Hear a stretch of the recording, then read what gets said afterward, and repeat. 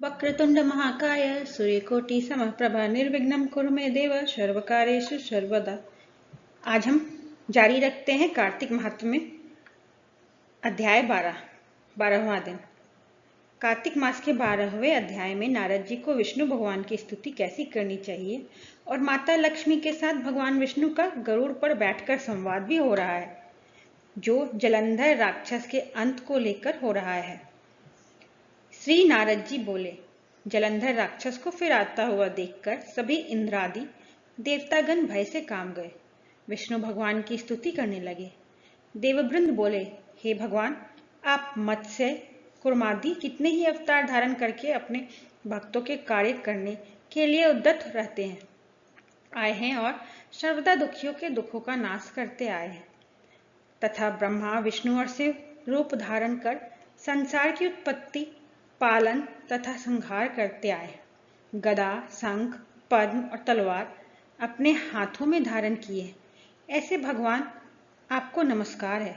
आप श्री लक्ष्मी के पति, दैत्यों का विनाश करने वाले, गरुड़ पर सवारी करने वाले, पीतांबरी धारी, यज्ञादि समस्त क्रियाओं को परिपूर्ण करने वाले और विघ्नों के दूर करने वाले विष्णु भगवान इस प्रकार आपको बारंबार प्रणाम करते हैं। हे विष्णु, आप राक्षसों से पीड़ित देवताओं के दुख रूपी पर्वत के लिए ब्रज की संदेश है तथा शेष रूपी सैया पर शयन करते हैं। सूर्य तथा चंद्रमा ये दोनों आपके नेत्र हैं। इस प्रकार स्वरूपधारी आपको हमारा बारंबार प्रणाम है। नारद जी ने कहा, जो प्राणी इस संकट को नष्ट करने वाले स्तोत्र का पाठ करेगा वह विष्णु भगवान की कृपा से कभी भी दुखी ना होगा। देवतागण इस प्रकार की स्तुति करने लगे। तब विष्णु भगवान को देवताओं की विपत्ति का ज्ञान हुआ। विष्णु भगवान तुरंत सैया से उठकर खड़े हुए और उदास होते हुए गरुड़ पर सवार होकर लक्ष्मी जी से कहने लगे। श्री भगवान ने कहा, तुम्हारे भाई जलंधर ने देवताओं को बहुत कष्ट दिया है। देवताओं ने मुझे युद्ध के लिए बुलाया है, अतः शीघ्रता पूर्वक मैं वहां जाऊंगा। लक्ष्मी जी ने कहा, नाथ, हे कृपानिधि, मैं आपकी प्यारी पत्नी हूँ। यदि मैं सर्वदा आप में भक्ति रखती हूँ, तब आप मेरे भाई को युद्ध में कैसे मार सकेंगे।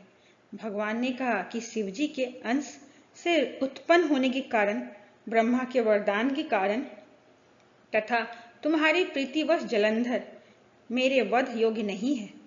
नारद जी ने कहा कि विष्णु भगवान लक्ष्मी जी से ऐसा कहकर गरुड़ पर आसीन हुए, शंख, चक्र, गदा और तलवार धारण किए हुए दैत्यों से युद्ध करने के लिए विष्णु भगवान शीघ्रता से जहां देवतागण स्तुति करते थे जा पहुंचे।